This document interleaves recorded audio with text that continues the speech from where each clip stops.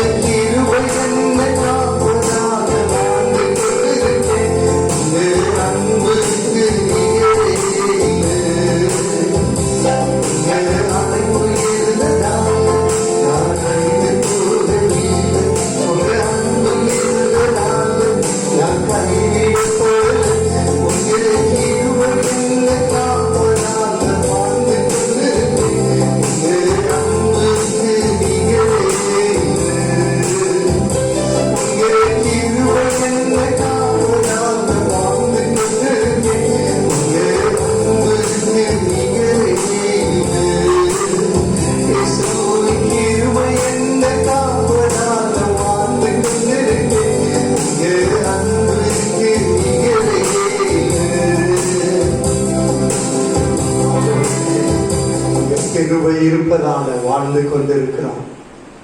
தகப்பனே, நாங்கள் உம்மை ஸ்தோத்திரிக்கிறோம்.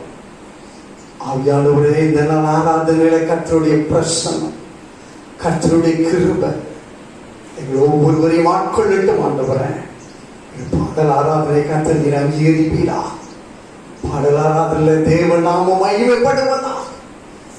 உண்மையாய் உம்மை பார்த்து ஆராதித்துக் கொண்டிருக்கிற ஒவ்வொருவரோடும் கர்த்தருடைய பிரசன்னம் தங்கியிருப்பதாக பொறுப்பெடுத்துக் கொள்ளுங்க. ஆசீர்வதிங்க. தேவனுடைய சித்தத்தை பூரணமாய் நிறைவேற்றுவீராக. இயேசு கிறிஸ்துவின் இன்பநாமத்தில் எங்களை தாழ்த்தி அர்ப்பணிக்கிறோம் நல்ல பிதாவே. ஆமென். ஸ்தோத்திரம்.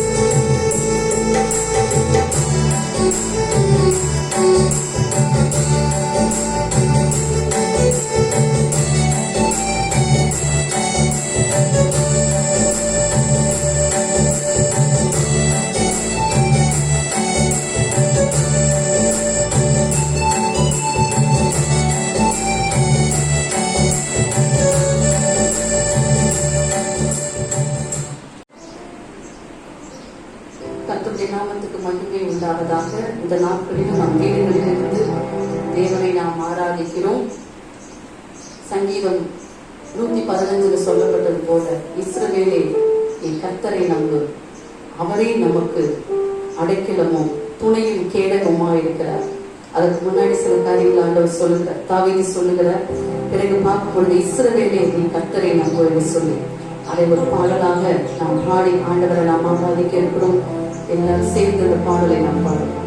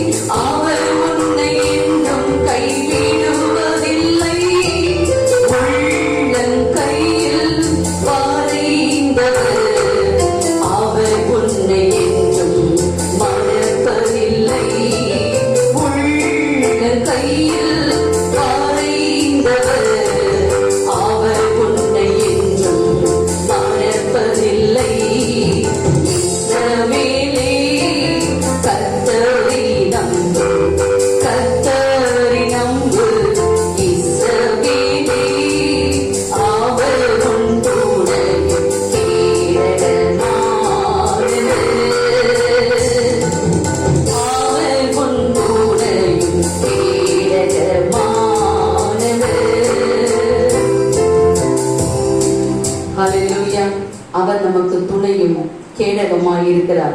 அவர் நம்மளை விட்டு விலகுவதும் இல்லை, அவர் நம்மளை கைவிடுவதும் இல்லை. ஏனென்று சொன்னால் அவர் நம்மை உள்ள கைகளில் வரைந்து வைத்திருக்கிற தேவன். ஹல்லேலூயா. அவர் நம்மை புழுதியிலிருந்து உயர்த்துகிற தேவன், பிரபுக்களோடும் ராஜாக்களோடும் உட்கார வைக்கிற தேவன். ஹல்லேலூயா. இந்த காலங்களில் நாம் வீடுகளில் இருந்து ஆண்டவரை நாம் ஆராதிக்க இருக்கிறோம். அவரை உண்மையா இந்த காலங்களில் நாம் ஆராதிக்க போகிறோம். எல்லாரும் கண்களை மூடி பயபக்தியோடு நாம் வீடுகளில் இருந்தாலும் அதே தேவ பிரசனத்தை உணர்ந்து நாம் ஆண்டவரை நாம் ஆராதிப்போமா. ஹல்லேலூயா. உமக்கு நன்றி செலுத்துகிறோம் ஆண்டவரே. இம்மட்டும் எங்களுக்கு உதவி செய்த தேவன் நீர் ஆண்டவரே. இனிமேலும் ஆண்டவரே நீர் எங்களை வழிநடத்த வல்லமை உள்ள தேவனா இருக்கிறபடியால் உமக்கு நன்றி செலுத்துகிறோம் அப்பா. நீர் ஆண்டவரே நீர் ராஜாதி ராஜா, நீர் கர்த்தாதி கர்த்தரா இருக்கிறீங்க ஆண்டவரே. ஸ்தோத்திரிக்கிறோம். இந்த காலங்களில் உம்மை நாங்கள் ஆராதிக்கிறோம் ஆண்டவரே. உம்மை துதிக்கிற இடத்துல நீ வாசம் பண்ணுகிற தேவன் ஆண்டவரே. உமக்கு நாங்கள் சிங்காசனத்தை அமைக்கிறோம் ஆண்டவரே. உம்மை துதிக்கிற இடத்துல ஆண்டவரே நீ பிரியப்படுகிற தேவன் அப்பா. ஒரு விசையாக ஆண்டவரே நீர் எங்கள் மத்தியிலே வாசம் பண்ணுவீராங்க. துதிகளின் மத்தியில் வாசம் பண்ணுகிற தேவன் எங்களுடைய ஒவ்வொருடைய வீடுகளிலும் நீர் வாசம் பண்ணும்படியா நாங்கள் ஜெபிக்கிறோம் ஆண்டவரே. அப்பாவை துதிக்கிறோம். நாங்கள் ஆராதிக்கிற தேவன் ஜீவன் உள்ளவர். நீர் வானத்தின் பூமியை உண்டாக்கினவர். நீ சர்வ வல்லமையுள்ள தேவன். நீ நேற்றும் இன்றும் என்றும் மாறாத தேவன் ஆண்டவரே. உம்மை நாங்கள் உயர்த்துகிறோம் அப்பா. உம்மை ஸ்தோத்திரிக்கிறோம். ஹல்லேலூயா. உமக்கு நன்றி ஆண்டவரே. மனிதர்கள் மத்தியில் வாசம் பண்ணுகிற தேவன் ஆண்டவரே.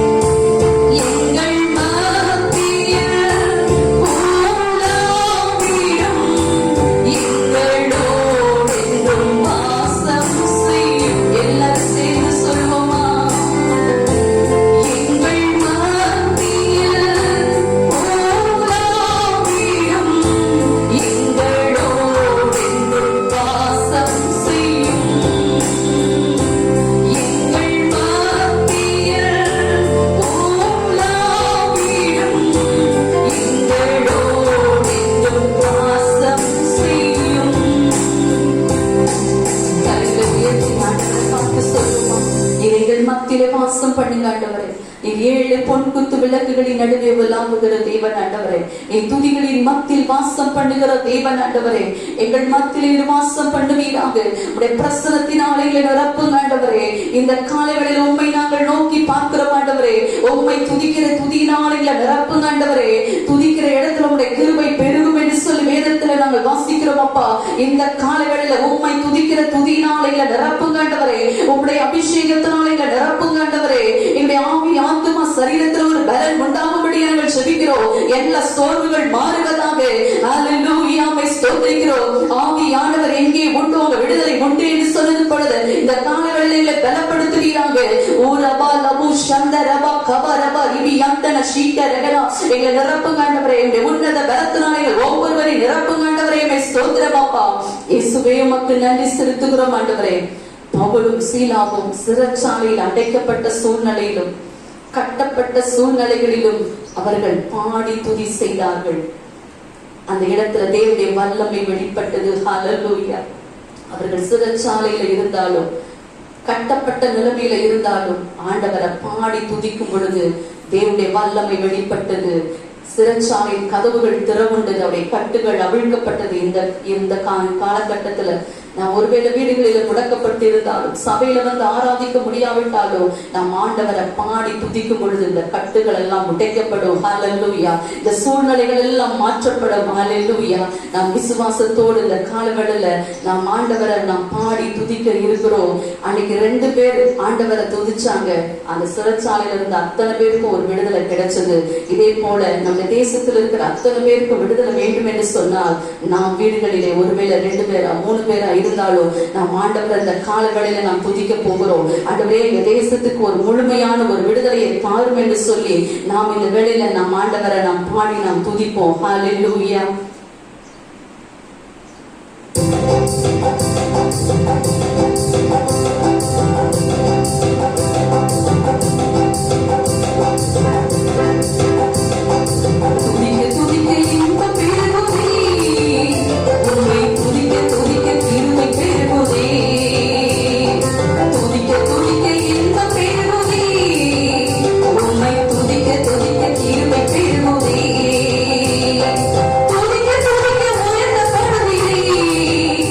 உம்மை துதிக்க துதிக்க பதிலை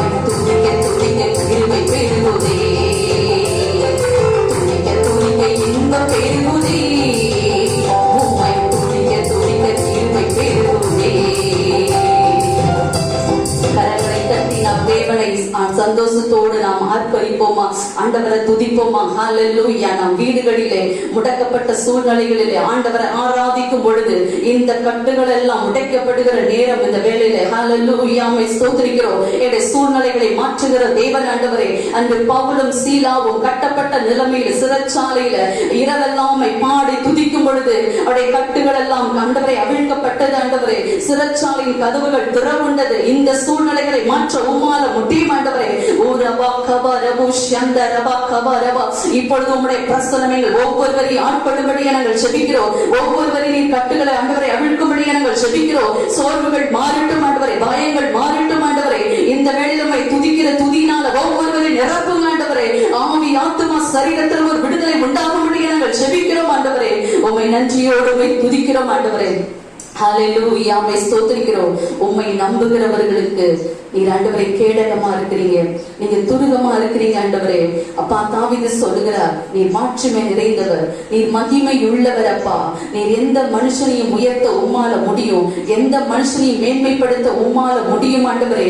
உம்மை நன்றியோடு உம்மை ஸ்தோத்திரிக்கிறோம் ஆண்டவரே. சிறியவனை குப்பையிலிருந்து உயர்த்துகிற தேவன், பிரபுக்களோடும் ராஜாக்களோடும் உட்கார செய்கிற தேவன் நீர் ஆண்டவரே. இந்த காலங்களில் உம்மை நாங்கள் ஆராதிக்கிறோம் அப்பா. எங்களுடைய ஆராதனை உமக்கு நாங்கள் செலுத்துகிறோம் ஆண்டவரே. எல்லாரும் சொல்லுமா, இந்த வேளையில கண்களை மூடி பயபக்தியோடு நாம் ஆண்டவரை ஆராதிக்கும் பொழுது தேவனுடைய பிரசன்னம் நம்மளை நிரப்பட்டோம். ஹalleluya. உமக்கு நன்றி ஆண்டவரே. ஸ்தோத்திரம் ஸ்தோத்திரம் அப்பா. உமக்கு நன்றி ஆண்டவரே. உமக்கு ஒப்பான தேவன் இந்த உலகத்தில் இல்லை. நீ மாட்சிமை நிறைந்தவர், நீ மகிமை நிறைந்தவர் ஆண்டவரே. ஸ்தோத்திரிக்கிறோம். ஹalleluya.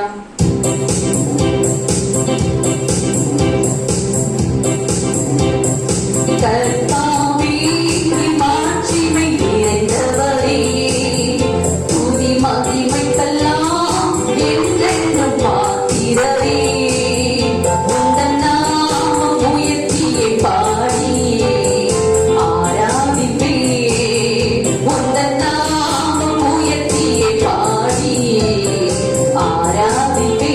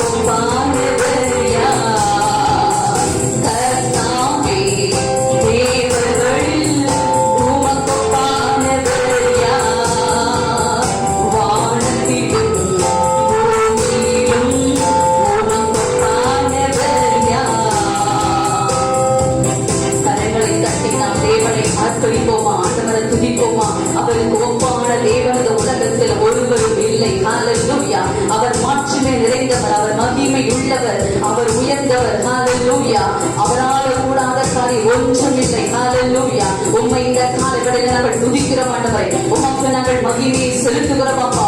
உம்முடைய ஆராதனை அபிஷேகம் இந்த காலங்களில் ஒவ்வொருவரையும் ஆண்டவரை நிரப்பும்படியா நாங்கள் ஜெபிக்கிறோம் ஆண்டவரே. எல்லா கட்டுகள் உடைக்கும்படியா நாங்கள் ஜெபிக்கிறோம். எல்லா சோர்வுகள் மாறும்படியா நாங்கள் ஜெபிக்கிறோம் ஆண்டவரே. ஆவி ஆத்துமா சரீரத்தில் ஒரு விடுதலை உண்டாகும்படியா நாங்கள் ஜெபிக்கிறோம் ஆண்டவரே. ஆண்டவரே, பிசாசானவன் கொண்டு வருகிற சோர்வுகள் மாறுவதாக, பயத்தின் ஆவிகள் புறமே தள்ளப்படுவதாக, பலவீனங்கள் மாறுவதாக. இந்த காலங்களில் ஒவ்வொருவர் மேல் உம்முடைய பிரசன்னம் நிறைவேற்றும் ஆண்டவரே. உம்முடைய கரம் கொடுபடியா நாங்கள் ஜெபிக்கிறோம் ஆண்டவரே. ஸ்தோத்திரம் அப்பா. ஹல்லேலூயா. உமக்கு நன்றி செலுத்துகிறோம் அப்பா. உமக்கு நாங்கள் மகிமை செலுத்துகிறோம் ஆண்டவரே. கர்த்தரையே தன் நம்பிக்கையாக கொண்டிருக்கிற மனுஷன் பாக்கியவான் என்று சொல்லி இந்த வேதம் சொல்லுகிறது. கர்த்தருக்கு பயப்படுகிற மனுஷன் ஒரு நாள் கைவிடப்படுவது இல்லப்பா. உமக்கு பயந்து இருக்கிறவர்களை நீ கைவிடுகிற தேவன் அல்ல ஆண்டவரே. ஸ்தோத்திரிக்கிறோம். உம்முடைய வார்த்தை மேல நம்பிக்கை வைத்திருக்கிறவர்களை நீ கைவிடுகிற தேவன் அல்ல ஆண்டவரே. ஸ்தோத்திரிக்கிறோம் அப்பா. இந்த இக்கட்டான சூழ்நிலைகளில ஹல்லேலூயா, அநேகருக்கு நம்மள சுகம் வேண்டும். அநேகருடைய வாழ்க்கையில பயம், எந்த வியாதி நமக்கு வந்து விடுமோ என்ற ஒரு பயம். ஆனால் தேவன் நமக்கு சுகத்தை கொடுக்கிறவர். யெகோவா ரஃபா, நமக்கு சுகம் தருகிறவர். அதே போல இந்த லாக்டவுன், வேலை இல்லாத சூழ்நிலைகளிலும் நம்ம தேவைகளை சந்திக்கிறவர். ஹல்லேலூயா. யெகோவா ஈரே அன்று ஆபிரகாம் கர்த்தருடைய பர்வதத்தில் பார்த்து கொள்ளப்படும். கர்த்தர் அதை பார்த்துக் கொள்வார். ஹல்லேலூயா. ஈசாக்கு கேட்டான், தகப்பனே, விறகு இருக்கிறது, நெருப்பு இருக்கிறது, கத்தி இருக்கிறது, பலிக்குரிய ஆடு எங்கே என்று கேட்கும் பொழுது அப்பொழுது ஆபிரகாம் சொன்னார், கர்த்தர் அதை பார்த்துக் கொள்வார் என்று சொல்லி. ஹல்லேலூயா. இந்த நாட்களிலே அவருடைய வார்த்தையின் மேல நம்பிக்கையா இருக்கிற நம்முடைய வாழ்க்கையில நம்ம தேவைகள் எல்லாம் சந்திக்கப்படும். நமக்கு நல்ல சுகத்தை கொடுக்கிற ஒரு தேவன், நமக்கு அவர் கேடகமா இருக்கிறார், நமக்கு அவர் துணையா இருக்கிற ஒரு தேவன். ஹல்லேலூயா. ஆகவே இந்த வார்த்தையை நாம் விசுவாசித்து நாம் ஆண்டவரை துதித்து நாம் பாடுவோமா. அவர் தோள்களின் மேலே நான் சார்ந்திருப்பதா கவலை ஒன்றும் எனக்கு இல்லையே. ஹல்லேலூயா.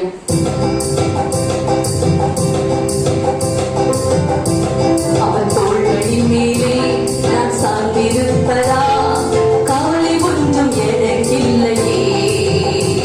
என் தேவைகளெல்லாம் அவர் பார்த்துக் கொள்வதா நான் கர்த்தருக்குள் மகிழ்ந்திருப்பேனே. அவர் வார்த்தையின் மேலே நான் சார்ந்திருப்பதா கவலை ஒன்றும் எனக்கு இல்லையே. என் தேவைகளெல்லாம் அவர் பார்த்துக் கொள்வதா நான் கர்த்தருக்குள் மகிழ்ந்திருப்பேனே. யெகோவா நீரே எந்த தேவன், தேவைகள் யாவும் சந்திப்பீரே. யெகோவா ரப்பா எந்த தேவன், என்னாலும் சுகம் தருவீரே. யெகோவா நீரே எந்த தேவன், தேவைகள் யாவும் சந்திப்பீரே.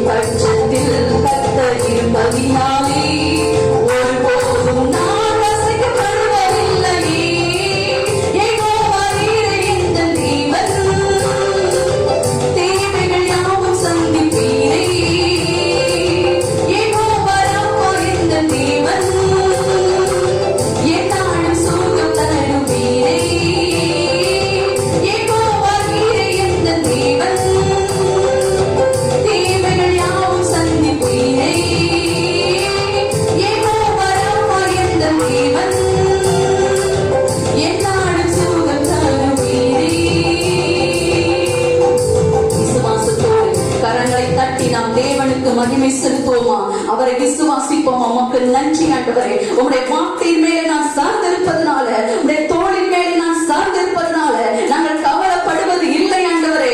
எங்கள் தேவைகளை எல்லாம் நீர் பார்த்துக் கொள்வீர் என்று ஆபிரகாம் விசுவாசித்தது போல நாங்கள் விசுவாசிக்கிறோம் ஆண்டவரே. ஊரபா கவரமு சந்தரபா கவரமு உமக்கு நன்றி ஆண்டவரே. யெகோவா ஈரே, எங்கள் தேவைகளை எல்லாம் சந்திக்கிறவர். யெகோவா ரப்பா, சுகம் கொடுக்கிறவர். எகிப்தியருக்கு வரப்பண்ணின எந்த வியாதியும் உங்களுக்கு வரப்பண்ண மாட்டேன் என்று சொன்ன தேவன் ஆண்டவரே. ஊரமாங்கதி அந்தன சீட்ட ரதனமு சந்தரபா கவரபா இந்த வேளையில் உடைய பிரசனம் ஒவ்வொருவரையும் நிரப்பட்டும் ஆண்டவரே. பலவீனத்தோடு இருக்கிற பலவீனங்கள் மாறட்டும், பயத்தோடு இருக்கிற பயங்கள் மாறட்டும் ஆண்டவரே. ஆண்டவரே, ஒரு விடுதலை நீர் தரும்படியாக நாங்கள் செபிக்கிறோம் அப்பா. ஆண்டவரே, ஸ்தோத்திரிக்கிறோம். இந்த வேளையிலும் நம் வீடுகளில் இருந்து கரங்களை உயர்த்தி நம்முடைய தேசத்துக்காக நாம் ஜெபம் பண்ணுவோம். ஒரு விசை இயேசுவே துதிக்கிறோம்ப்பா. என் நாமம் தரிக்கப்பட்ட என் ஜனங்கள் தங்களை தாழ்த்தி தங்கள் பொல்லாத வழிகளை விட்டு விலகி உங்களுடைய முகத்தை தேடும் பொழுது அந்த தேசத்துக்கு நான் சேமத்தை கொடுப்பேன்னு சொன்னீங்களப்பா. உங்களுடைய முகத்தை நாங்கள் நோக்கி பார்க்கிறோம் அப்பா. எங்களுடைய குற்றங்களை மன்னிங்க. எங்க தேசத்தில் உள்ள ஜனங்களுடைய குற்றங்களை மன்னிங்க, பாவங்களை மன்னிங்கப்பா, மீறுதல்களை மன்னிங்க ஆண்டவரே. எங்க தேசத்துக்கு மனமிறங்கு. அந்த கொள்ளை நோய்கள் எங்க தேசத்தை விட்டு மாறுவதாக, பாதிக்கப்பட்டு ஜனங்கள் விடுதலை பெறுவார்களாக, சுகம் பெறுவார்களாக. மேலும் மேலும் இந்த வியாதிகள் பரவக்கூடாதப்பா. நீ சுகத்தை கொடுப்பீராக. எங்க தேசத்தின் மீது உங்களுடைய கரம் நீட்டப்படுவதாகப்பா. சுகம் உண்டாவதாக. அற்புதத்தை செய்யுங்க ஆண்டவரே. ஸ்தோத்திரிக்கிறோம். உங்களுடைய பாதுகாவல் ஒவ்வொருவர் மேல இருக்கும்படியே நாங்கள் செபிக்கிறோம் ஆண்டவரே. ஆண்டவர், சீக்கிரத்தில் ஆலயம் திறக்கப்பட ஆண்டவரே. உண்மை நாங்கள் ஆலயத்தில் வந்து ஆராதிக்க கிருபை செய்ய. இந்த வேளையில் வீடுகளிலே சேர்ந்து ஆராதிக்கிற ஒவ்வொரு பிள்ளைகளையும் பலப்படுத்துங்க, பாதுகாத்துக் கொள்ளுங்க ஆண்டவரே. செட்டையின் மறைவிலே மறைத்துக் கொள்ளுங்க. அவருடைய சகல தேவைகள் இந்த நாட்களில் சந்திக்கப்படும்படியா நாங்கள் செபிக்கிறோம். தொடர்ந்து வழி நடத்துங்க. உடைய நாம மகிமைப்படட்டும். எல்லா துதி கன மகிமையா உமக்கே செலுத்துகிறோம். இயேசுவின் நாமத்தில் பிதாவே, ஆமென். ஆண்டவருடைய பரிசுத்த நாமம் மகிமைப்படுவதாக. உங்களை மறுபடியும் இந்த காணொலி மூலமாய் சந்திப்பதில் மிகுந்த மகிழ்ச்சி அடைகிறோம். கர்த்தர் நல்லவர். நல்லது ஆராதித்தோம். கர்த்தர் நம்மோடு கூட இருக்கிறார். நாம் கர்த்தருடைய தோள்களின் மேல் சாய்ந்திருக்கிறோம். ஆண்டவர் ஸ்தோத்திரம். நம்மை பாதுகாக்க அவர் சர்வ வல்லமையுள்ள தேவனாய் இருக்கிறார். சோதிக்கிறீங்களா? கர்த்தர் நல்லவர். நிச்சயமாகவே நம்மோடு கூட இருந்து நம்மை பாதுகாத்து வழி நடத்தி வருகிற நம்முடைய தேவன் சர்வ வல்லமையுள்ள தேவன். இருக்கிற இடத்துல கண்களை மூடி ஆண்டவர் இந்த நாளில் நம்மோடு பேசும்படியாக நாம் ஜெபிப்போம். ஸ்தோத்திரம். ஆண்டவரே, எங்கள் தேவனைகளோடு பேசுவீராக. இன்றைக்கான சூழ்நிலைகளில் வீடுகளில் ஆண்டவரே ஸ்தோத்திரம் காணொலியை பார்த்து உண்மையாக ஆராதிக்கிற தியானிக்கிற உடைய பிள்ளைகளோடு கர்த்தரை பேசுவீராக. எங்கள் ஒவ்வொருவரோடும் கர்த்தர் பேசுவீராக. என் இருதய வாஞ்சையை அறிந்திருக்கிற தேவன் என் இருதயங்களை ஒருமனப்படுத்துவீராக. என் ஒவ்வொருவரையும் கர்த்தர் ஒருமனப்படுத்துவீராக. என் தேவன் பேசும் நாங்கள் கேட்கிறோம். இயேசுவின் நாமத்தில் ஜெபிக்கிறோம் நல்ல பிதாவே, ஆமென். ஸ்தோத்திரம். கர்த்தருடைய பரிசுத்த நாமம் மகிமைப்படட்டும். இந்த நாள் தியானத்திற்காக நாம் லூக்கா சுவிசேஷம் 5ஆம் அதிகாரம் 27ஆம் வசனத்தை வாசிக்க கேட்போம். லூக்கா சுவிசேஷம் 5ஆம் அதிகாரம் 27ஆம் வசனம். இவைகளுக்கு பின்பு அவர் புறப்பட்டு ஆயத்துறையில் உட்கார்ந்திருந்த லேவி என்னும் பேருடைய ஒரு ஆயக்காரனை கண்டு எனக்கு பின் சென்று வா என்றார். மத்தேயு சுவிசேஷம் 9ஆம் அதிகாரம் 9ஆம் வசனத்தை வாசிக்க கேட்போம். மத்தேயு சுவிசேஷம் 9ஆம் அதிகாரம் 9ஆம் வசனம். இயேசு அவ்விடம் விட்டு புறப்பட்டு போகையில் ஆயத்துறையில் உட்கார்ந்திருந்த மத்தேயு என்னும் ஒரு மனுஷனை கண்டு எனக்கு பின் சென்று வா என்று என்றார். அவன் எழுந்து அவருக்கு பின் சென்றான். ஆண்டவருடைய பரிசுத்த நாமம் மகிமைப்படுவதாக. 2 பேரும் வித்தியாசமான பெயரை சொல்லியிருக்கிறாங்க. ஒரே நபர் தான். நீங்கள் ஒன்றும் குழப்படைய வேண்டாம். ஸ்தோத்திரம். இது லேவி என்று மறுபேர் கொண்ட மத்தேயு என்று பார்க்கிறோம். அவனுடைய முதல் பெயர் லேவி. அதுதான் லூக்கா சுவிசேஷகன் எழுதுகிறார். லேவி என்னும் பெயருடைய ஒரு ஆயக்காரனை கண்டு, மத்தேயு சுவிசேஷத்தில் மத்தேயு என்னும் பெயர் கொண்ட அந்த ஆயக்காரன். ஆண்டவருக்கே மகிமை. இந்த நாளில் இயேசுவானவர் நேரடியாக வந்து வேலை செய்கிற ஸ்தலத்தில் வந்து, பணி செய்கிற இடத்திலே வந்து, நேரடியாக வந்து என் பின் சென்று வா என்று சொல்லி அழைக்கிற ஒரு அழைப்பை நாம் தியானிக்க வந்திருக்கிறோம். மத்தேயு என்கிற ஒரு மனுஷனுடைய அழைப்பை குறித்து, பிரத்யட்சமான ஒரு அழைப்பை குறித்து நாம் தியானிக்க வந்திருக்கிறோம். எனக்கு வேண்டிய பிள்ளையே, மத்தேயு என்று சொன்னால் தேவனுடைய ஈவு என்ற அர்த்தம். தேவன் யெகோவா தேவனுடைய ஈவு என்ற அர்த்தம். லேவி என்று சொன்னால் தேவனுடைய சமாதானம் என்ற அர்த்தம். தேவனுடைய சமாதானம். இந்த மத்தேயு புதிய ஏற்பாட்டின் புஸ்தகத்தில் முதல் புஸ்தகத்தை எழுதுகிறார். இந்த மத்தேயு சுவிசேஷங்களிலே பெரிய சுவிசேஷத்தை, மத்தேயு சுவிசேஷத்தில் 28 அதிகாரங்கள் உண்டு. மற்ற யோவான் சுவிசேஷத்தில் கூட ஸ்தோத்திரம் 21 அதிகாரம் தான் உண்டு. ஆனால் மத்தேயு சுவிசேஷத்தில் 28 அதிகாரங்களை எழுதுகிறார். மாத்திரமல்ல, இந்த மத்தேயு சுவிசேஷத்தில் அவர் யூதர்களுக்கு இந்த புஸ்தகத்தை எழுதுகிறார். யூதர்கள் நாட்களில் ஸ்தோத்திரம் மேசியா வருவார் என்று சொல்லி மோசே எழுதினதான அந்த மேசியா இயேசுதான் என்று அவர்கள் ஏற்றுக்கொள்ளாத சூழ்நிலையில இந்த மத்தேயு இயேசுவை மேசியாவாக சித்தரித்து எழுதுகிறார். ஆண்டவருக்கே மகிமை உண்டாகட்டும். எனக்கு தேவ பிள்ளையே, அந்த சூழ்நிலைமை, இந்த மத்தேயு எழுதுகிறதான அந்த சூழ்நிலைமை அங்கு நாம் ஆராய்ந்து பார்த்தால், ஒரு நெருக்கத்தின் மத்தியில் ஒரு சதாப்தத்தை ஆரம்பிக்கிற ஒரு சூழ்நிலைமையாக நாம் பார்க்கிறோம். மாத்திரமல்ல, கிறிஸ்து இயேசு ராஜாதி ராஜாவாய் வருகிறார் என்று சித்தரிக்கிறார். இந்த மத்தேயு அந்த சுவிசேஷத்தில் முக்கியத்துவம் மையமாய் அந்த சோத்திரம் சென்ட்ரலைஸ் பண்ணுகிறதான சத்தியம், பரலோக ராஜ்யத்தை குறித்து அவர் எழுதுகிறார். ஒரு ராஜ்யம் நமக்கு உண்டு. அந்த ராஜ்யத்திற்கு நம்மை அழைத்து கொண்டு போக கிறிஸ்து இயேசு ராஜாதி ராஜாவாய் வருகிறார் என்று அவர் சித்தரிக்கிறார். 33 முறை பரலோக ராஜ்யம் என்கிற பெயரை, என்கிற அந்த பதத்தை அவர் பயன்படுத்துகிறார். 172 முறை இயேசு என்கிற வார்த்தையை அவர் பயன்படுத்துகிறார். ஆண்டவருக்கே மகிமை உண்டாகட்டும். மத்தேயு அவருடைய பெயரின் அர்த்தம் தேவனுடைய ஈவு என்று பார்க்கிறோம். இந்த மத்தேயுடைய வாழ்க்கையில சில காரியங்களை நாம் இந்த கால வேளையில தியானிக்க வந்திருக்கிறோம்.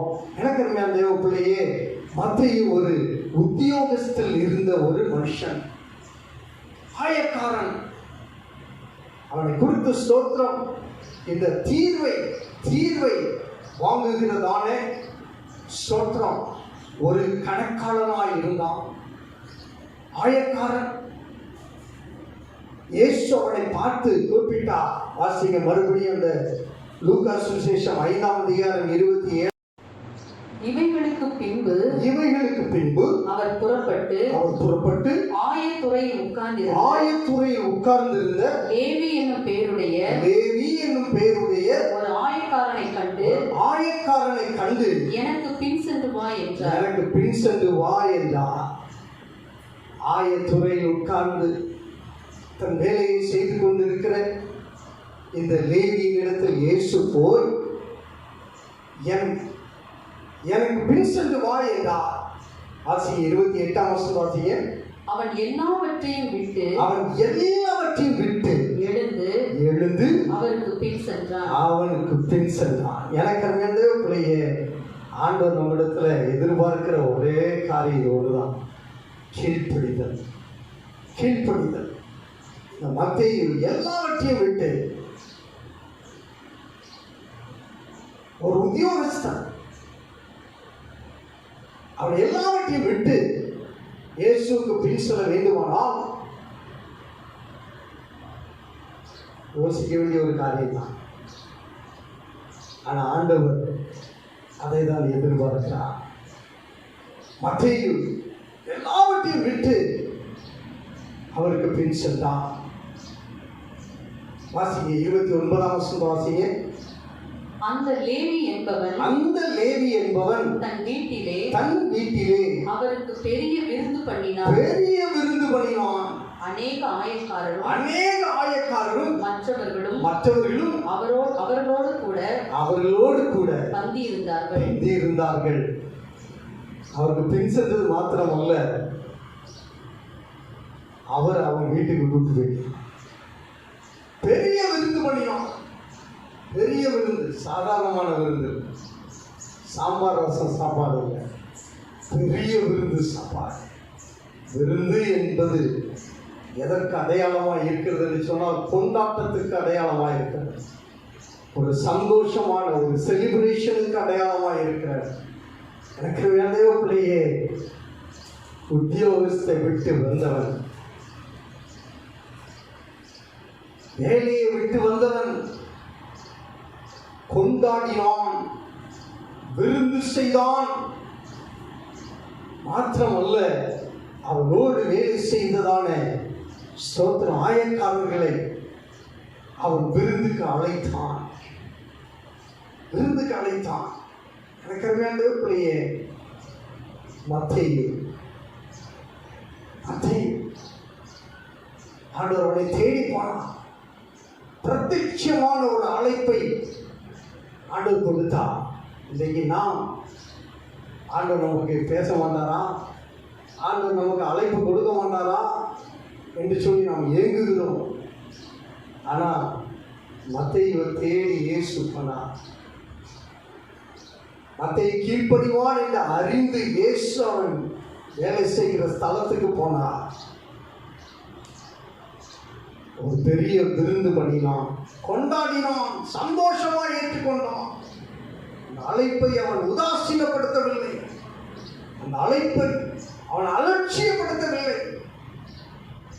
அழைப்பை அவன் கொண்டாடி மகிழ்ந்தான். மாத்திரமல்ல, அவனோடு கூட சோத்திர ஒரு கூட்ட ஆயக்காரர்களை மற்றவர்களை அவன் அழைத்து வந்தான். ஆத்தும பாரம் உள்ளவனாய் காணப்பட்டான். இன்றைக்கு நாம் எப்படி இருக்கிறோம்? ஆசீர்வாதத்தை தாரோன்னு கேட்குறோம். ஆண்டவரே, நான் உங்களை நம்புகிறேன்ப்பா, நான் விசுவாசிக்கிறேன், எனக்கு ஆசீர்வாதத்தை தாரோன்னு கேட்கிறோம். லேவி மத்தேயு என் பின்னே வா என்று கூப்பிட்ட இயேசுக்கு எல்லாவற்றையும் விட்டு பின் சென்றான். கீழ்ப்படிதல் இருந்தது. அதனால் ஆண்டவர் சில ஆசீர்வாதங்களை மத்தேயுக்கு கொடுக்கிறார். அதை குறித்து சுருக்கமாக நம்ம தியானிக்கலாம். வாசிங்க, மத்தேயு சுவிசேஷம் 10ஆம் அதிகாரம் 3ஆம் வசனத்தை வாசிங்க. மத்தேயு சுவிசேஷம் 10ஆம் அதிகாரம் 3ஆம் வசனம். பிலிப்பு பர்தலோமேயு தோமா. அந்த 2ஆம் வசனத்திலிருந்தே வாசிங்களேன். அந்த 12 அப்போஸ்தலருடைய நாமங்களாவன முந்தினவன் பேதுரு எனப்பட்ட சீமோன், அவன் சகோதரன் அந்திரேயா, செபதேயுவின் குமாரன் யாக்கோபு, அவன் சகோதரன் யோவான், பிலிப்பு, பர்தலோமேயு, தோமா, ஆயக்காரனாகிய மத்தேயு, அல்பேயின் குமாரன் யாக்கோபு. எனக்கு அருமையான தேவர்களே, 12 சீஷர்களுடைய நாமங்கள் ஆவன. 12 சீஷர்களில் ஒருவனாகிய ஆயக்காரனாகிய மத்தேயு. சும்மா மத்தேயோ அல்ல லேவியோ மட்டும் போட்டால் நம்மளுக்கெல்லாம் சந்தேகம் வந்துடும், யார் அந்த லேவி அப்படின்னு சொல்லி. அதனால் ஆண்டவர் ஸ்தோத்திரம், இவர் யார்? ஆயக்காரன் ஆகிய மத்தேயு என்று அங்கே குறிப்பிடுகிறார். எனக்கு வேண்டிய சீஷர்களில் ஒருவனாக இடம்பெற்றான். எனக்கு வேண்டிய உன்னை ஆண்டவர் ஸ்தோத்திரம் ஒரு பிரத்யட்சமான நோக்கத்தோடு கர்த்தர் உன்னை தெரிந்து கொண்டார். உன்னை தேடி வந்திருக்கிறார். பொதுவான அழைப்பு எல்லாருக்கும் கொடுக்கிறார். எல்லாருக்கும் கொடுக்கிறார். நமக்கு மாத்திரமல்ல, தேசத்தில் இருக்கிற எல்லாருக்கும் ஆண்டவர் அந்த பொதுவான அழைப்பை கொடுக்கிறார். என்ன அழைப்பு தெரியுமா? வருத்தப்பட்டு பாரம் சுமக்கிறவர்களே, நீங்கள் எல்லோரும் என்னிடத்தில் வாருங்கள், நான் உங்களுக்கு இளைப்பாறுதல் தருகிறேன் என்று ஆண்டவர் சொல்கிறார். பொதுவான அழைப்பு. எல்லாரும் வாங்க, எல்லாரும் வாங்க, நான் உங்களுக்கு இளைப்பாறுதல் தருகிறேன் என்று ஆண்டவர் சொல்லுகிறார். கீழ்ப்படுகிறாயா? அழைப்புக்கு கீழ்ப்படுகிறீங்களா? ஆண்டவர் கொடுத்த அழைப்பு எல்லாருக்கும் உரியது. அதனாலதான் இன்னைக்கு அவர் தாமதித்துக் கொண்டு இருக்கிறார். இன்னும் அழைத்த அநேகர் கீழ்ப்படியாம இன்னும் சபைக்கு போய் ஆண்டவர் ஆராதிக்காம காணப்படுவது நிமித்தம் ஆண்டவர் சோதனை தாமதித்துக் கொண்டிருக்கிறார். பிரியமானவர்களே, பொதுவாய் நம்ம எல்லாரையும் அழைக்கிறவர் சோதனை நம்மிடத்தில் எதிர்பார்க்கிற ஒரு காரியம், சோதனை கீழ்ப்படிதலை எதிர்பார்க்கிறார். எல்லாவற்றையும் விட்டு ஆபிரகாமை பாருங்க, சோதனம் அவன் வாழ்ந்த ஊர் பேர் ஊர். ஆபிரகாம் ஊர் பேர் என்ன தெரியுமா? ஊர். ஊர் நல்ல செழிப்பான இடத்துல இருந்த ஊர். அதனால ஆண்டவர் சொன்னா, எல்லாத்தையும் விட்டு நான் காண்பிக்கிற தேசத்துக்கு போயினாரு. கிளம்பிட்டான், புறப்பட்டு போயிட்டான். அதனால ஆண்டவர் அவனை சீமானாய் ஆசீர்வதித்தார். ஆபிரகாமை ஆண்டவர் சீமானாய் ஆசீர்வதித்தார். என் பிள்ளைக்கு ஆபிரகாம்னு பேர் வைக்கணும் அப்படின்னு சொல்லி அநேகர் பேர் வைக்கணும். ஆனா அவன் என்ன செய்தான்? சீமானா மாறினான்னா அவன் கீழ்ப்படிந்தான், சீமானாய் மாறினான். இன்னைக்கு சோதர மத்தையும் ஆயக்கார வேலை செய்து கொண்டு இருந்தாலும் இயேசு அவனை அழைத்த போது எல்லாவற்றையும் விட்டு ரெசிக்னேஷன் லெட்டர் எழுதி கொடுத்துருப்பான். அல்லது போய் எனக்கு வேலை வேண்டாயா போதும் அப்படின்னு சொல்லிட்டு வந்திருப்பான். சொல்லாமல் வந்திருக்க மாட்டான். கலெக்ட் பண்ண பணங்கள் எல்லாத்தையும் கொடுத்துட்டு வந்திருப்பான். கொடுக்காம வந்திருக்க மாட்டான். சகையை மாதிரி கிடையாது. இல்லை இந்த மத்தை சகையை அப்படி எல்லாத்தையும் சம்பாதித்ததுனால திரும்ப நாளத்தினையாக கொடுத்தான், வட்டி முதலுமா கொடுத்தான். ஆண்டவர் அழைத்த பிள்ளைகள் உண்மை உள்ளவர்களாக இருப்பார்கள். இங்கே மத்தேயு ஸ்தோத்திரம் சீஷனாக மாறினான். இரண்டாவதாக மத்தேயு சுவிசேஷம் 19ஆம் அதிகாரம் 27, 28 வசனங்களை வாசிங்க. மத்தேயு சுவிசேஷம் 19ஆம் அதிகாரம் 27, 28 வசனங்கள். அப்பொழுது பேதுரு அவரை நோக்கி இதோ நாங்கள் எல்லாவற்றையும் விட்டு உம்மை பின்பற்றினோமே, எங்களுக்கு என்ன கிடைக்கும் என்றான். அதற்கு இயேசு மறுஜென்ம காலத்திலே மனுஷகுமாரன் தம்முடைய மகிமையுள்ள சிங்காசனத்தின் மேல் வீற்றிருக்கும் போது என்னை பின்பற்றின நீங்களும் இஸ்ரவேலின் 12 கோத்திரங்களையும் நியாயம் தீர்க்கிறவர்களாக 12 சிங்காசனங்களின் மேல் வீற்றிருப்பீர்கள் என்று மெய்யாகவே உங்களுக்கு சொல்லுகிறேன். நீங்களும் இதே கேள்வி பேதுரு கேட்ட கேள்வி நீங்களும் கேட்டுட்டு இருக்கிறீங்களா? ஸ்தோத்திரம். ஆண்டவர் சொன்னார்னு சொல்லி ஆண்டவரை நம்பி ஓடி வந்தையா, எனக்கு என்ன கிடைக்கும் என்று சொல்லி அன்னைக்கு பேதுரு கேட்டான். இந்த கேள்வி 12 பேருக்குமே இருந்தது. ஆனால் கேட்டது பேதுரு. ஆண்டவரோட உணர்ந்து இந்த மத்தையும் அது உள்ளே இருக்கிறான். அந்த 12 பேருக்குள்ள மத்தையும் இருக்கிறான். ஸ்தோத்திரம். கேட்ட உடனே ஆண்டவர் சொல்லுகிறான். அந்த 28ஆம் வருஷத்தை மறுபடியும் வாசிங்க. அதற்கு இயேசு மறுஜென்ம காலத்திலே நல்லா கவனிக்கணும். மறுஜென்ம காலத்திலே மனுஷகுமாரன் தம்முடைய மகிமையுள்ள சிங்காசனத்தின் மேல் வீற்றிருக்கும் போது என்னை பின்பற்றின நீங்களும் இஸ்ரவேலின் 12 கோத்திரங்களையும் நியாயம் தீர்க்கிறவர்களாக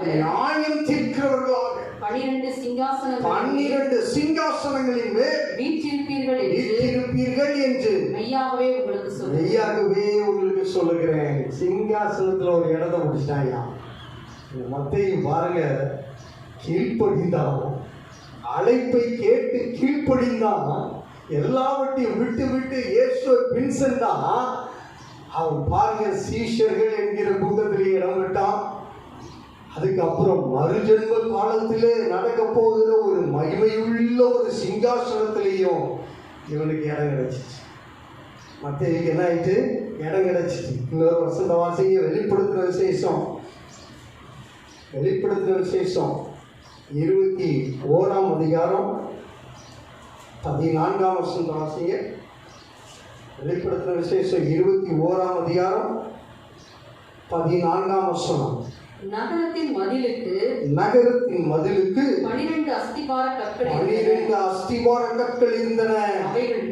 அவைகள் மேல் ஆட்டுக்குட்டியானவருடைய 12 அப்போஸ்தலரின் 12 நாமங்களும் பதித்திருந்தன. நல்ல கவனிக்கணும். இப்போ இங்க கர்த்தருடைய நகரத்தில் இடம் பெற்றான். அல்லேலூயா. சில இடங்கள்ல சபைக்கு ஒரு பொருளை வாங்கி போட்டால் அந்த பொருளில் நம்ம பேர் இருந்தால் நமக்கு தேவையுள்ள காலத்தில் பின்வருகிற சந்ததியாக குட்டி பிள்ளைங்க முதற்கொண்டு ஸ்தோத்திரம் பார்த்தா ஃபேனில் பேர் இருந்தால், ஓ இது இந்த குடும்பம் வாங்கி கொடுத்ததோ அப்படின்னு சொல்லி அறிந்து கொள்வாங்க. நல்லது தான், தவறு இல்லை. யாரையும் தவறாக நான் சொல்லலை, நல்லது தான். ஆனால் ஃபேனில் உங்கள் பேர் இருந்து வேஸ்ட்டுங்க. ஃபேனில் இருக்கிற பேரை விட ஆண்டவருடைய நகரத்தில் உங்கள் நாமம் இருக்க வேண்டும். அல்லேலூயா. ஜீவ புஸ்தகத்தில் உங்களுடைய பெயர் இருக்க வேண்டும். நீங்க பார்க்கிறோம், மத்தேயு, ஆயக்காரனாகிய மத்தேயு வேலை செய்து கொண்டிருந்ததான மத்தேயு அவர் அழைத்தார். நான் இதெல்லாம் தருவேப்பா வான்னு சொல்லி அழைக்கல, என் பின்னாடி வாங்க, அவ்வளோதான். கிளம்பி போயிட்டான். எல்லாத்தையும் விட்டு விட்டு போனான். வசனம் தெளிவாக லூக்கா தெளிவாக எழுதுகிறான். எல்லாவற்றையும் விட்டு விட்டு போனான். சீஷனாய் மாறினான். நாட்களில் எத்தனையோ பேர் வாழ்ந்தார்கள். படித்தவர்கள் படித்த மேதைகள் அதிகம் பேர் இருந்தார்கள். ஆனால் அவர்கள் எல்லாரையும் விட மத்தேயுவுக்கு ஆண்டவர் இடம் கொடுத்தார். சீஷர்கள் என்கிற அப்போஸ்தலர்கள் என்கிற பெயர்கள், அந்த 12 பெயர்களில் ஆண்டவர் மத்தேயுவை தெரிந்து கொண்டார்.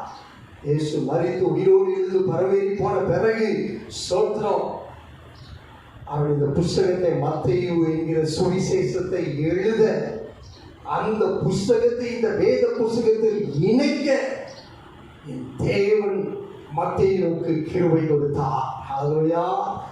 தேவாதி தேவன் உங்கள் வாழ்க்கையில் கூட ஸ்தோத்திரம், பெயர் ஃபேனில் இருந்தாலோ ஸ்தோத்திர டியூப்லைட்டில் இருந்தாலோ வேஸ்ட்டு. சபைக்கு மட்டும்தான் தெரியும். ஆனால் அவன் பெயரை இன்றைக்கு இருக்கிற கிறிஸ்தவர்கள், இன்றைக்கு இருக்கிற சிறு பிள்ளைகள், ஸ்தோத்திரம் ஊழியர்கள் எல்லாரும் வாசிக்கத்தக்க வேத புஸ்தகத்தில் அவன் புஸ்தகம் இடம்பெற வேண்டுமே. ஆனால் அவனுடைய அழைப்பு மிக மிக முக்கியமானது.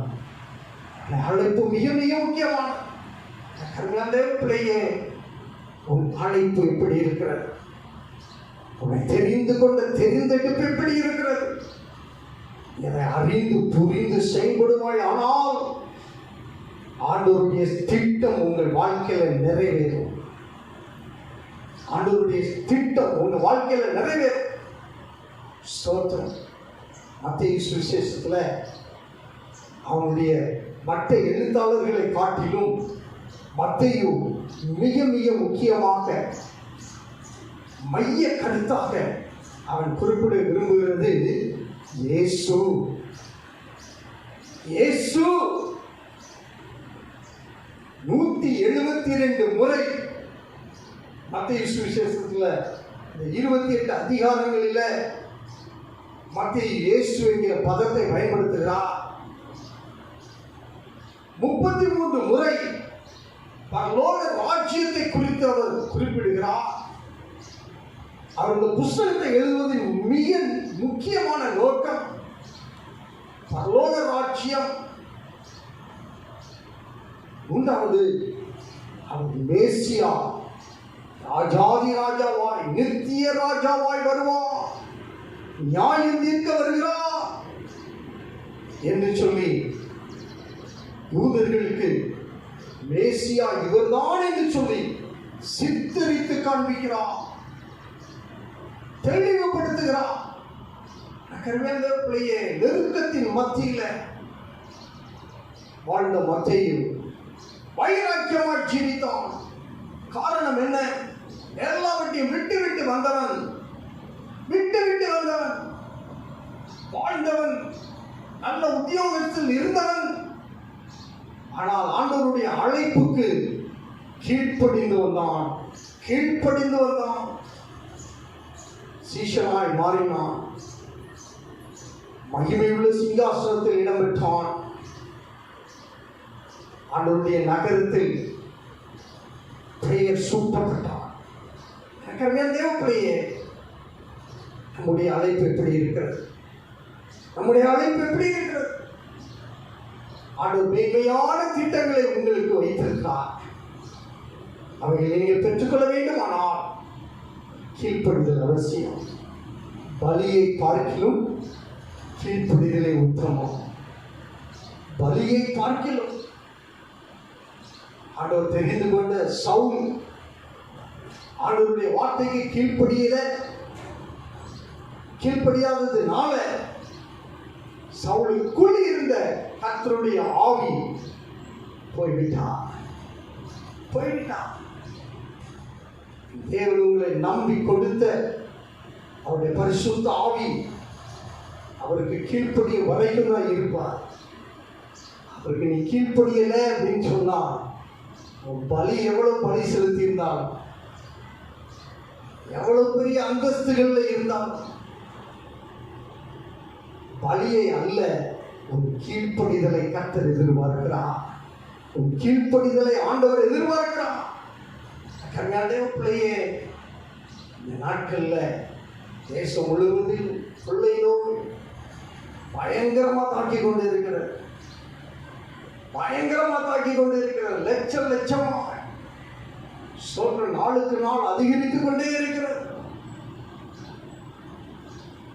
சூழ்நிலையில உன் அழைப்பை, உன் தெரிந்தெடுப்பை சற்று சிந்தித்துப்பா. இன்னும் உலகத்தையே நோக்கி பார்த்து கொண்டு இருக்கிறாயோ? உன்னை அழைத்த தேவனை நோக்கிப்பா. தேவனுடைய அழைப்புக்கு கீழ்ப்படிந்து வா. சத்தியத்துக்கு செவிகொடு. சத்தியத்தை அறிந்தால் சத்தியம் உன்னை விடுதலையாக்கும். ஆகவே இந்த நாட்கள்ல சோத்திரம் மத்தேயும் கீழ்ப்படிந்தது போல நீங்களும் நானும் கீழ்ப்படிய ஒப்புக்கொள்ளுவோம். கர்த்தர் பெரிய காரியங்களை செய்வார். நிச்சயமாகவே இந்த மத்தேயு ஒரு சீஷனாய் மாற்றி சோத்திரம் இந்த மத்தேயுவுக்கு மகிமையுள்ள சிங்காசனத்தில் இடம் கொடுத்த தேவன் உங்களுக்கு எனக்கும் கர்த்தர் பரலோக ராஜ்யத்தில் ஒரு ஸ்தலத்தை ஆயத்தப்படுத்திக் கொண்டிருக்கிறார். கீழ்ப்படிந்தால் உண்டு. விசுவாசிக்கணும், அவரை ஏற்றுக்கொள்ளணும். அவர் உன்னோடு பேசுவார். அவர் பேசுகிறதுக்கு நீ செடி கொடுக்கணும்.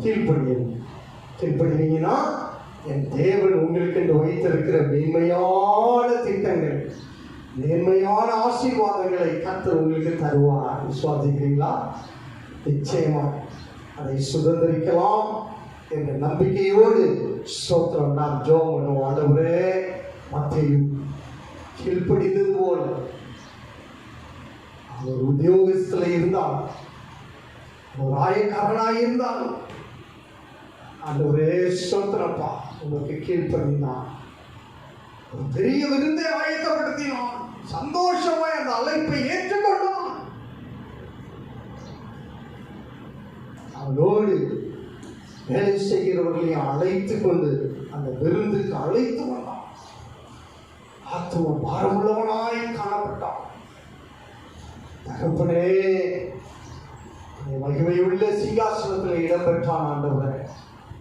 இன்னைக்கு நாங்களும் ஆண்டவரே இந்த நாட்களில் அநேக காரியங்களை விட்டு விட்டு வருகிறோம். ஆண்டவரே, சீஷர்களாய் காணப்பட, உமக்கு சீஷர்களாய் காணப்பட, மகிமையுள்ள சிங்காசனத்தில் பிரவேசிக்க, கர்த்தருடைய நகரத்தில் காணப்பட கர்த்தர்களுக்கு அனுக்கிரகம் செய்வீராக. தேவனுடைய ஜீவ புஸ்தகத்தில் எங்கள் நாமங்கள் இருக்க நாங்கள் வேண்டிக் கொள்ளுகிறோம் ஆண்டவரே, வேண்டிக் கொள்ளுகிறோம் ஆண்டவரே. கர்த்தருடைய நாமம் மகிமைப்படுவதாக. பிள்ளைகளோடு கர்த்தர் பேசி இருக்கிறீங்க. கர்த்தர் நீ கிரியை செய்வீராக. உங்களுடைய வார்த்தைகள் வெறுமனையாய் திரும்பி வருவது இல்லை. உங்களுடைய வார்த்தைகள் ஆண்டவரை 100, 60 கனி கொடுக்கப்படுவீராக. பொறுப்பெடுத்துக் கொள்ளுங்கள். ஊழியத்தை கர்த்தர் ஆசீர்வதிப்பீராக. ஆவியான தேவனுடைய பிள்ளைகள் ஒவ்வொருவரையும் கர்த்தர் பேர் பேராய் நீர் ஆசீர்வதிப்பீராக. எங்கள் தேசத்துக்காக நாங்கள் ஜெபிக்கிறோம். இந்த கொள்ளை நோய் எங்கள் தேசத்தை விட்டு நீங்கி போகும்படியாக ஜெபிக்கிறோம். இயேசுவின் இரத்தத்தை நாங்கள் தெளிக்கிறோம் ஆண்டவரே. அற்புதத்தை கர்த்தர் செய்வீராக. பலவீனத்தோடு காணப்படுவதற்காக நாங்கள் ஜெபிக்கிறோம்.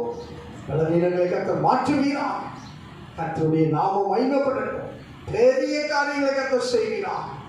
துதி கன மகிமை யாவும் நீர் எடுத்துக்கொள்ளும். இயேசு கிறிஸ்துவின் இன்பனும் நாமத்தில் எங்களை தாழ்த்தி அர்ப்பணிக்கிறோம் நல்ல பிதாவே. ஆமென். என் ஆத்துமாவே கர்த்தரை ஸ்தோத்திரி, என் முழு உள்ளமான பரிசுத்த நாமத்தை ஸ்தோத்திரி. என் ஆத்துமாவே கர்த்தரை ஸ்தோத்திரி, அவர் செய்த சகல உபகாரங்களை மறவாதே.